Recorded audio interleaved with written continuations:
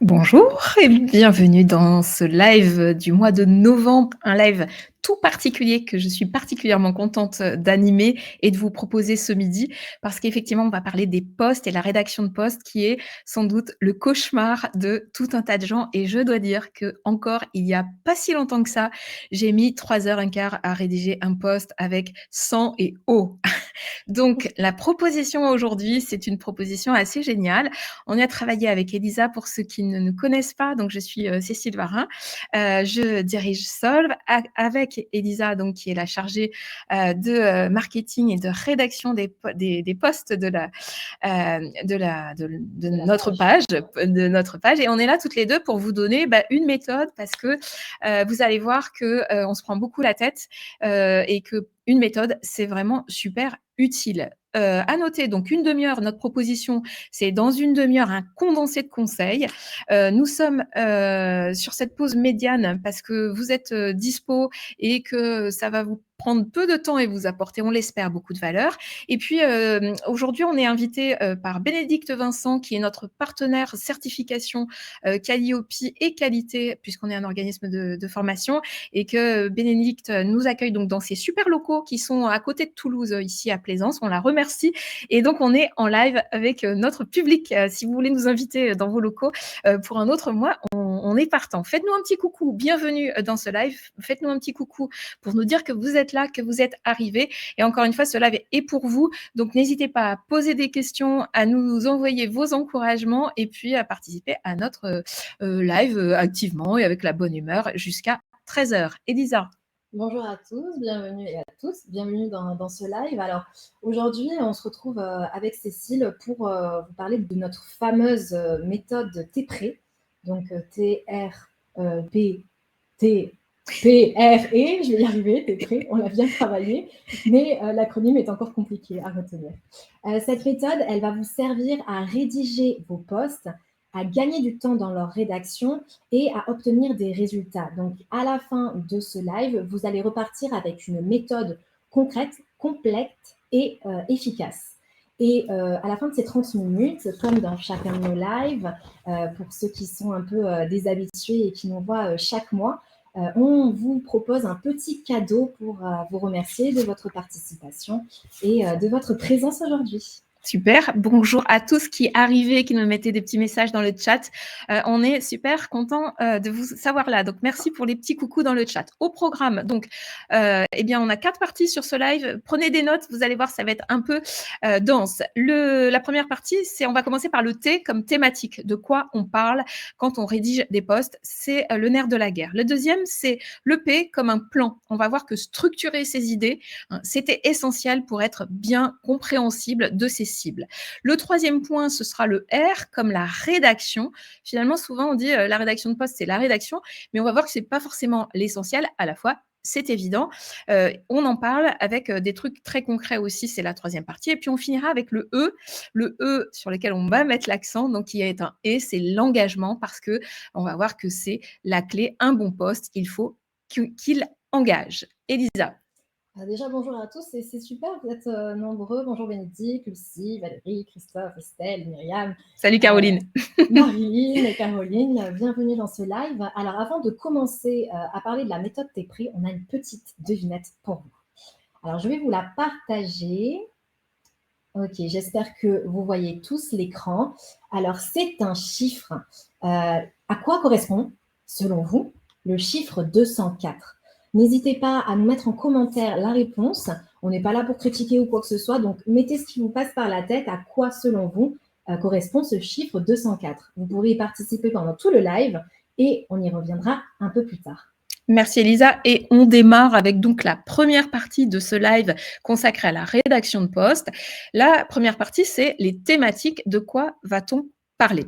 Alors, plusieurs règles. La première, avant de commencer sur quelle thématique, un petit rappel, c'est un acronyme qu'on utilise beaucoup chez Solve. Le prérequis avant de rédiger, c'est de savoir quelle est sa stratégie éditoriale. Et pour ça, c'est OCM. Quel est votre objectif ? Pourquoi vous voulez publier ? Quelle est votre cible ? À qui vous parlez ? Et M, quel est le message que vous voulez envoyer ? Et là, on va travailler donc sur les thématiques. Donc d'abord, prérequis, vous posez cette question OCM. Ensuite, donc, comment on choisit ces thèmes? Est-ce qu'on s'appuie sur l'idée, l'inspiration, la veille? Moi, je vais vous dire non, on va pas faire comme ça, on va justement utiliser une méthode. La première chose, c'est de vous dire que si vous voulez rédiger des posts et que ça marche, il faut que vous ayez l'idée que vous apportez de la valeur à vos cibles. Apporter de la valeur, ça veut dire beaucoup de choses différentes, mais en tout cas, soyez sûr que si vous avez de la valeur à apporter, une utilité concrète, vos posts vont marcher. À l'inverse, si vous faites, j'allais dire un gros mot, du bullshit, hein, ou si vous parlez des posts inspirationnels, et cetera, on va voir que c'est beaucoup plus compliqué. Donc, mettez-vous d'abord, si vous commencez, un focus: «J'apporte de la valeur et je n'ai pas peur de donner». Première chose. La deuxième règle, c'est d'être concret et précis. Les écueils, quand on part sur des thématiques et des idées, ça va être d'être très abstrait, d'être trop général, de faire de la philosophie ou encore de parler à tout le monde. Donc, pour ça, hein, mettez-vous des focus, être concret et précis. Le plus simple, pour respecter ces deux règles qui sont cardinales quand on commence pour les thématiques, c'est finalement de rédiger à partir de ce que vous connaissez le mieux, et c'est-à-dire votre expertise, votre expérience au quotidien, votre vécu professionnel. Et sur cette base, eh bien, on va choisir des axes. Le premier axe, parce que dans ce live, on fait des choix, on ne va pas forcément parler de tout, donc je vous propose un axe. Le premier axe, justement, ça va être concrètement de rédiger sur votre expertise. Par exemple, vous êtes dans le conseil, hein, on va rédiger sur votre expertise de conseil. En pratique, concrètement, vous allez rédiger une première liste d'idées de postes, hein, je dis une première liste d'idées de postes qui va se baser sur ce que vous faites au quotidien, en étant concret, je le rappelle, et en vous basant donc sur ce que vous savez faire. Ça veut dire quoi? Par exemple, vous êtes expert comptable ou alors vous faites du conseil commercial, eh bien, vous allez lister les 10 tâches qui vous sont les plus récurrentes, que vous faites le plus régulièrement. Je vais prendre ce dernier exemple, par exemple, les 10 tâches qui sont des clés pour fidéliser vos clients. Et vous allez les lister. Donc, ça va me donner une liste de 10 postes. Poste 1, eh bien, comment envoyer une requête d'avis de satisfaction à la fin d'une mission, par exemple. Le poste 2, ça va être comment valoriser la trajectoire de votre client dans un post sur les réseaux sociaux. Le poste 3, eh bien, comment engager vos clients à devenir ambassadeurs de votre marque. Poste 4, comment suivre votre client dans le temps et prendre de ses nouvelles. Vous voyez, je vais faire 10 idées comme ça. Et puis, pour chaque idée, je vais en faire un thème de rédaction de mon poste. Je termine sur comment choisir ces thématiques. Il y a une deuxième règle. Donc, la première, je pars sur mon expertise et je fais une liste. La deuxième règle, ça va être de faire des séries. On ne cherche pas une idée éparse, une idée unique. Jamais. Donc, on va faire toujours des séries. Et là, vous voyez, j'ai 10 séries, de 10 posts, de 10 conseils pour faire ça. On va voir qu'ensuite, hein, pour rédiger efficacement, c'est une clé. Je conclus.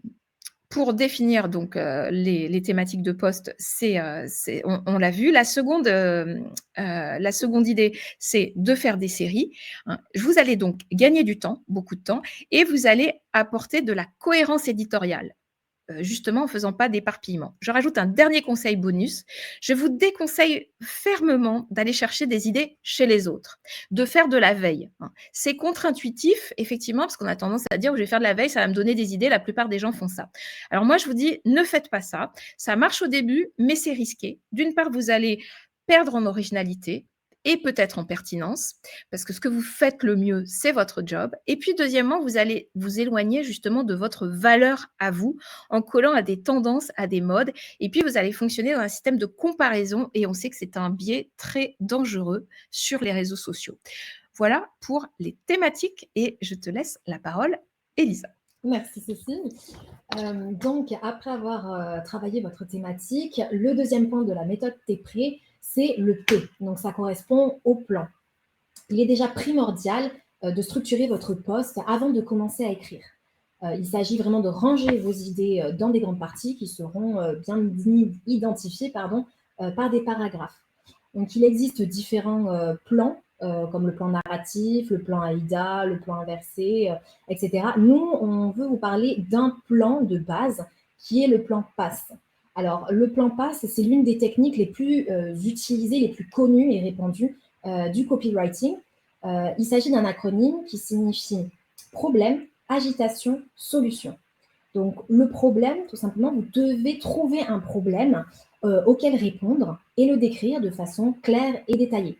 Cette technique, elle va permettre d'attirer l'attention efficacement en raison du fait que si quelqu'un parle d'un problème qui nous concerne, ça va nous intéresser. Deuxième chose, donc le deuxième point, c'est l'agitation. C'est le passage de l'état problème à l'état solution. Donc, on va décrire le problème le plus précisément possible afin de déclencher chez votre cible une réaction, une émotion. Et votre cible, elle doit avoir la sensation que vous la comprenez vraiment et que vous êtes en mesure de reconnaître les conséquences de ce problème sur la personne et les autres problèmes qui peuvent en découler. Le but de cette étape, c'est vraiment que votre cible se sente comprise, mais aussi que celle-ci ait l'absolue nécessité de régler ce problème et donc d'avoir la solution.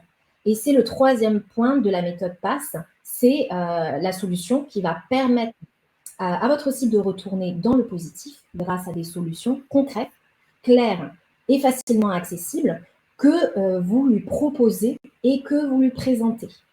Donc, petit conseil pour ce plan PASS, pour commencer, efforcez-vous vraiment à suivre ce plan à la lettre pour ne pas vous éparpiller, pour avoir un cadre.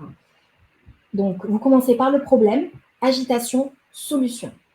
Vous pouvez également le faire dans l'autre sens si vous voulez diversifier un peu vos posts. C'est-à-dire que vous commencez par la solution, vous prenez ensuite l'agitation et vous faites le problème. Le tout, c'est que les trois parties soient bien présentes dans la rédaction de votre post.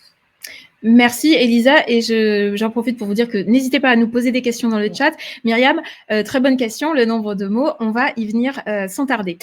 La proposition de ce live, c'est vraiment de vous apporter une méthode complète de rédaction. Et pourquoi cette proposition? Parce que sur les réseaux sociaux, sur Internet, vous trouvez plein de tutos, plein de carousels, tout un tas de conseils qui sont souvent des conseils épars et ponctuels. Nous, ce qu'on vous propose, c'est une méthode à appliquer pour que vous vous mettiez à rédiger de manière méthodique. La problématique de la rédaction, c'est que souvent, en fait, on n'est pas régulier et on rencontre beaucoup de difficultés. La clé, c'est de s'y mettre de manière régulière. Donc, notre méthode, elle vous propose ça. C'est une clé pour passer à l'action. Et ça, c'est essentiel. Et après, on progresse et on amène de la variation, de la créativité, etc. Donc, ce côté un petit peu systématique et peut-être pas très sexy sur la base des choix qu'on vous fait et qu'on vous propose, c'est un effort à faire pour commencer et progresser. On vient au troisième point qui est celui de la rédaction. Alors évidemment, rédiger un post, c'est rédiger. Et donc, je vais vous donner, moi, deux conseils. Un premier conseil, c'est la rédaction en français, effectivement. Alors, LinkedIn est un réseau qui marche très bien et c'est aujourd'hui assez étonnant. On voit effectivement l'essor du copywriting. Ce qu'on appelle le copywriting, c'est des méthodes, ça vient des États-Unis, c'est des méthodes d'écriture. Pourquoi? Parce que dans les réseaux sociaux, on voit qu'il y a partout beaucoup de la prééminence de l'image, les photos, les vidéos. Et LinkedIn, finalement, c'est une espèce de niche où le texte et l'écrit a repris de la place. Génial pour les gens qui aiment l'écrit et puis qui aiment le fond et des choses qui sont approfondies. Et puis aussi, c'est aussi là une façon de se faire plaisir dans l'écriture. Et je sais qu'il y en a parmi vous ici qui aiment écrire. Alors, la première règle, c'est sur les réseaux sociaux, c'est une écriture spécifique comme sur le web. Donc, je vous donne deux conseils. La première chose, c'est d'utiliser une syntaxe et des phrases courtes. On évite toutes les phrases complexes. Ça, c'est indispensable. Et puis, la deuxième règle simple, elle concerne le vocabulaire. On va faire attention au vocabulaire qu'on utilise. La règle, c'est d'utiliser le vocabulaire de vos cibles. Et ça, c'est très important. N'utilisez pas votre jargon technique, même si vous parlez de votre expertise, utilisez vraiment le vocabulaire de votre cible. On dit parler avec le vocabulaire d'un enfant de CM2. Ça, c'est un petit indicateur. Deuxième règle d'écriture, une règle d'écriture qui est plus spécifique à LinkedIn. Moi, je vous ai mis là, on voit dans ce slide, dans cette slide, 7 points à respecter. Alors, vous allez voir, c'est de l'écriture à la marge. Ce sont les éléments qu'on doit trouver dans votre post. Donc, la première chose, c'est l'accroche. Vous en avez déjà beaucoup entendu parler. Cette accroche, elle est indispensable. Une accroche, c'est quelque chose qui va attirer l'attention et c'est quelque chose de concret. C'est une anecdote, c'est une citation, c'est une émotion. C'est quelque chose qui va générer de la proximité et de la sympathie avec votre cible. La deuxième chose, elle est essentielle, c'est le texte. C'est ce dont on parle avec Elisa depuis le début. On va parler de votre expertise et puis on va avoir des idées avec de la valeur qui vont ici faire un bloc de texte d'environ 1300 signes. Je réponds, Myriam, à votre question tout à l'heure. Ensuite, le troisième point, c'est une question d'engagement. On va en parler en dernière partie, donc je ne vais pas développer, mais c'est important de considérer que quand on rédige sur un réseau social, on ne rédige pas un livre, on rédige dans un univers social, donc on va essayer de rédiger pour partager et pour être en conversation. On va voir que c'est essentiel. Le quatrième point, c'est un CTA, un call to action. Votre post, votre rédaction, elle doit amener vers une action claire et explicite. Faites quelque chose. Je vous invite à participer à ce live. On va voir qu'il y a plein de CTA différents, mais il est indispensable d'intégrer-le dans votre rédaction. Le cinquième point, c'est qu'il faut intégrer des hashtags, un certain nombre, entre 5, 6, 7, qui vont correspondre à votre thématique, qui vont permettre aux gens qui cherchent de l'expertise de vous trouver par le moteur de recherche. C'est essentiel. Si quelqu'un cherche de l'expertise comptable et que vous avez le mot-clé plan comptable, ça va permettre de vous trouver et la trouvabilité, elle est très importante et ça marche en plus. Le sixième point, c'est les mentions.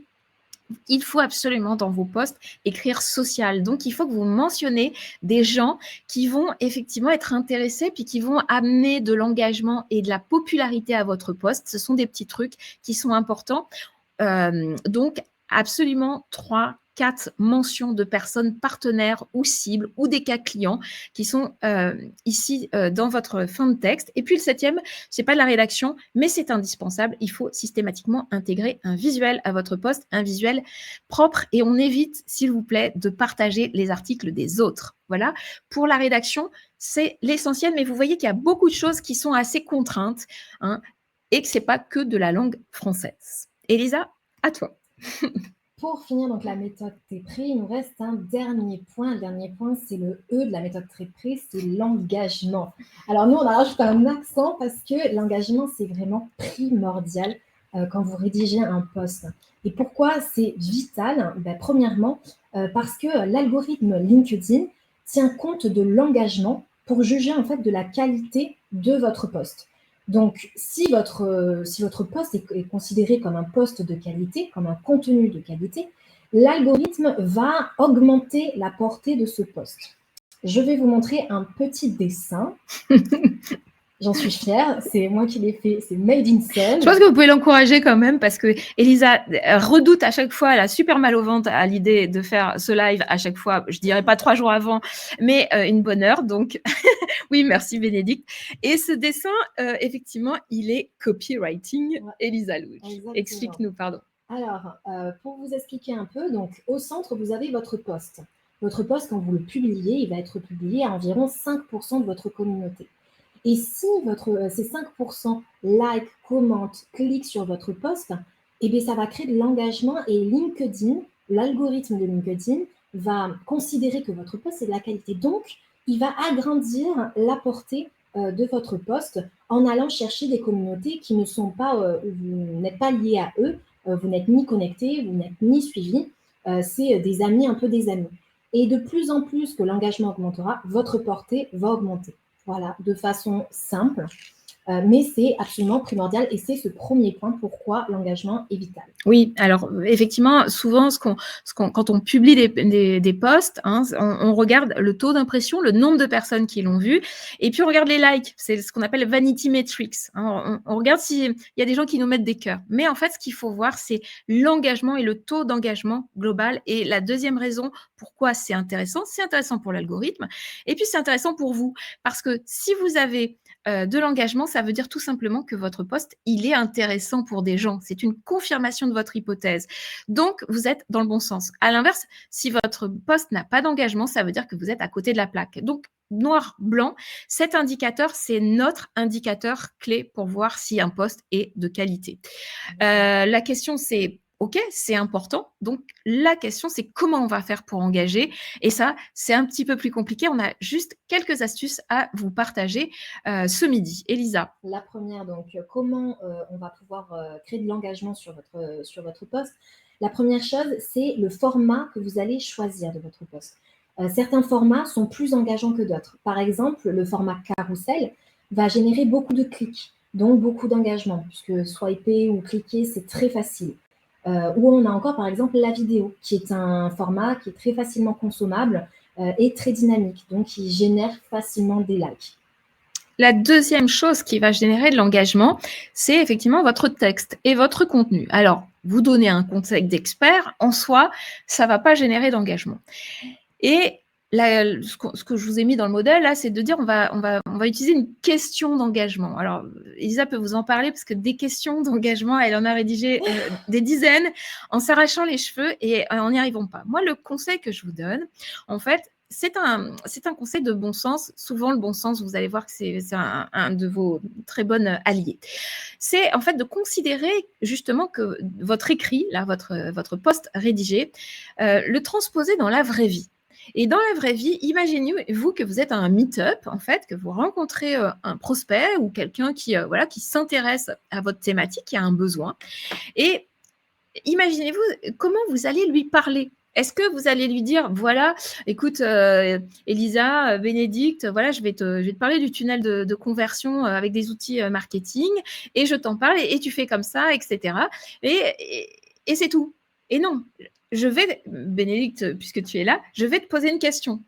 Du coup, la bonne méthode, en fait, pour générer et penser des questions d'engagement, c'est d'être vraiment sincèrement dans l'appréhension de votre cible, de votre lecteur et de lui parler le plus réellement et le plus concrètement possible. Alors sur ce live, c'est un petit peu abstrait, mais en pratique, vous allez voir, ça marche très bien.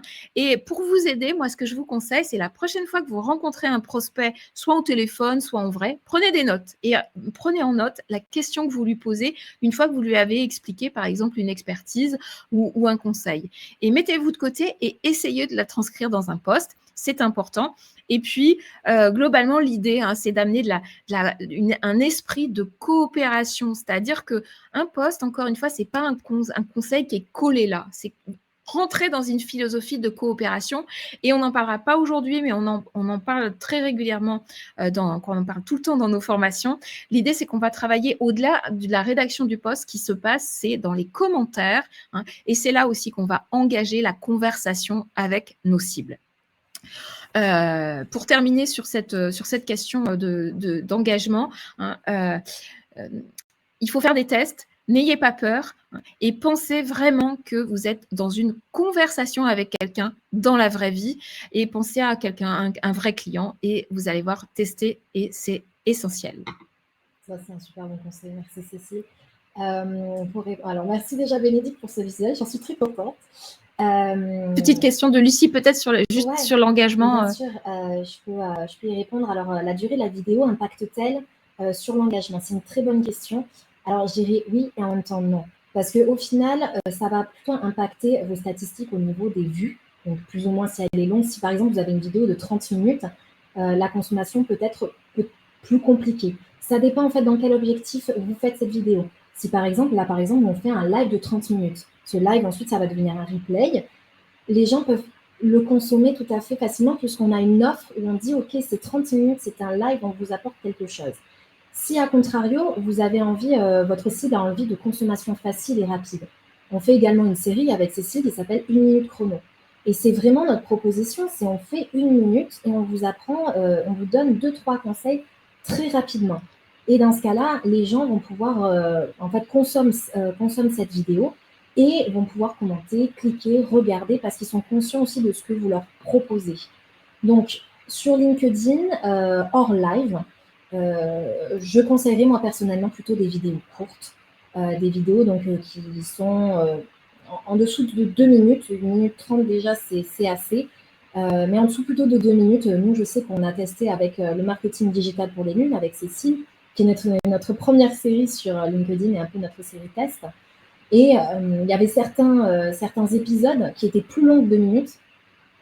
Et les personnes avaient un peu plus du mal à aller au bout. Techniquement, ce que veut dire Elisa, je complète, c'est que merci, c'est que techniquement, la durée de la vidéo n'a pas d'impact sur l'engagement. Par contre, c'est un risque parce que si c'est long, ça veut dire qu'il faut que ce soit très bon ou alors on va perdre du monde et les gens vont être déçus. Mais techniquement, c'est plus intéressant d'utiliser d'autres outils comme par exemple le carrousel parce que le carrousel génère du clic et va générer de l'engagement mécanique, donc plus d'impression. Exactement. Et c'est tout à fait juste, Bénédicte, le temps d'attention de nos cibles est court, donc il faut aller vite, il faut les approcher. C'est d'ailleurs pour ça qu'on a choisi, nous, de vous faire un condensé. Alors, vous avez vu, c'est assez condensé d'ailleurs, d'un live de 30 minutes, parce que nous, on a considéré qu'il y a des lives qui durent 1 heure, par exemple, et ben, on considère que c'est trop long, que ça vous prend trop de temps. Donc, effectivement, sur ça, c'est important. Et on va conclure peut-être justement ce live, parce qu'on a encore 5 minutes, mais n'hésitez pas à nous poser des questions, parce qu'on a un petit peu de temps pour ces questions. Peut-être la réponse à la réponse à la devinette, et vous allez voir, on va. Merci Lucie. Oh, Caroline au revoir Caroline. Merci beaucoup d'être venue. Aurélie, je te propose de répondre à ta question juste après notre petite devinette, parce qu'on n'a eu pas beaucoup de joueurs sur cette devinette, et j'aimerais que vous vous creusiez la tête et que vous essayez de trouver qu'est-ce que c'est. Donc, on a eu une première participation de Myriam, oui, qui nous disait, est-ce que c'est le nombre de mots 204? Alors, à votre avis, je vous laisse encore quelques petites secondes. 204, à quoi ça correspond ce chiffre? Bon, c'est vrai, c'est hyper dur. Ouais, c'est dur. Après, m'en voulez pas, parce qu'on a à peu près une vingtaine de secondes d'écart entre ce que nous on dit et ce que vous voyez et vous entendez. Donc, peut-être que je donnerai la réponse avant même que vous essayiez. Mais le 204, à quoi Merci ça Agathe. correspond? Merci beaucoup Agathe.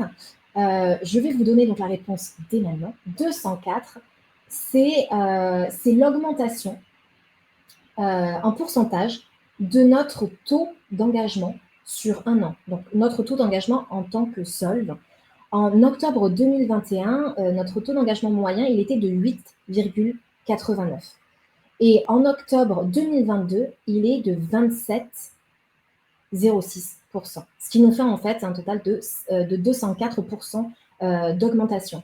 Et cette augmentation, elle est due à la rédaction de nos posts. Alors, Aurélie, je suis désolée, je t'ai un peu coupé la parole. Le nombre maximal de caractères, non, ce n'était pas ça, mais merci d'avoir essayé. Je complète sur ce point pour vous expliquer, parce que vous n'avez pas tous les mêmes compréhensions. C'est une illustration. Nous, chez Solve, on aime bien vous parler de nous, de nos performances et tout ça, parce qu'on est transparente. D'une part, ça nous tient vachement à cœur. Et puis, c'est un effet de preuve, c'est-à-dire que effectivement, ce qu'on vous propose, c'est aussi des choses que on teste. Et chez nous, ça marche. Et donc, l'idée, c'est que ça marche aussi pour vous. Le taux d'engagement, quand on publie des posts, si on vise que l'impression, ça peut être déceptif. Si on vise que les likes, ça peut être déceptif. Moi, ce que je dis tout le temps, c'est la conclusion un peu aussi de notre proposition, nous, sur la rédaction de posts, c'est que ne publiez pas, et je vais rebondir sur la question d'Aurélie, ne passez pas du temps à publier des posts si vous n'avez pas un objectif clair et si vous n'avez pas vraiment une cible bien définie. Vous voulez apporter de la valeur et apporter de l'information à qui et pourquoi faire. Si vous avez vraiment bien fait ça et que vous parlez déjà de votre expertise ou que vous parlez de votre marque, vous allez voir que vous allez construire un message qui va être adapté à votre cible. Vous la connaissez, cette cible. Et du coup, si votre message a une valeur, qu'il est adapté à votre cible va répondre. Et donc, elle va s'engager. Et c'est là où c'est génial, c'est que la rédaction, elle va générer de l'engagement, une fédération de la communauté, et que rédiger un post sans avoir cet esprit de la communauté et de l'engagement, moi, je vous le dis, c'est assez inutile. Et on prend souvent des exemples de grosses marques qui embauchent des copywriters qui payent, et on a des taux d'engagement qui sont en dessous de 0, c'est-à-dire on a du 0,1 ou du 1% d'engagement. Si vous passez sur de la rédaction de poste, vous y investissez du temps ou des moyens et que vous ne visez pas un taux d'engagement qui est supérieur à 10%, ça veut dire qu'il y a moins d'une personne sur 100, moins d'une personne sur 10 qui est intéressée par ce que vous dites. Moi, je dis ça interroge. Finalement, la question, c'est combien de personnes sur votre audience, combien de personnes vous avez pour ambition d'intéresser combien de de personnes. Et ça, c'est super important. Je réponds Aurélie, peut-être Elisa complétera. Un post sur l'anniversaire de son activité, oui, c'est génial. Ça génère beaucoup d'engagement. Et c'est un bon exemple, merci. Parce que pourquoi l'anniversaire, c'est important? Parce qu'en fait, c'est une réussite, hein, l'anniversaire d'une activité. Et pourquoi c'est intéressant de partager une réussite? Parce que c'est positif. Et puis parce qu'en fait, vous allez générer de l'empathie. Et les gens sont contents que vous réussissiez votre activité. Du coup, vous voyez, cet esprit de communauté, de partage et de solidarité, ça, c'est super important.